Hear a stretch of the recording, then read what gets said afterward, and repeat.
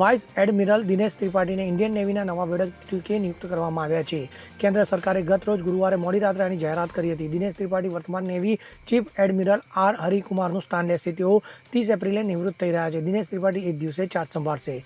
મહત્વનું છે કે દિનેશ ત્રિપાઠી હાલમાં vice chief of naval staff છે. તેઓ અગાઉ વેસ્ટર્ન નેવલ કમાન્ડના flag officer commanding in chief રહી ચૂક્યા છે. તેમની 39 વર્ષની લાંબી કારકિર્દીમાં તેમણે ઇન્ડિયન નેવીના ઘણા મહત્વપૂર્ણ એસાઇનમેન્ટ પર કામ કર્યું છે.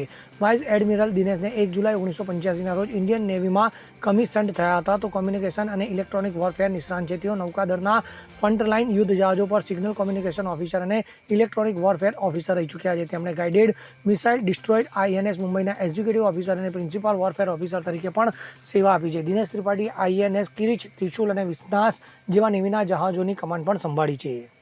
Bureau report CN24 news. હવે જુઓ દેશ દુનિયાની તમામ ખબરો તમારી આંગળીના ટેરવે. ઉઠાવો મોબાઈલ અને Google Play Store પરથી ડાઉનલોડ કરો અમારી CN24 ન્યૂઝ મોબાઈલ એપ.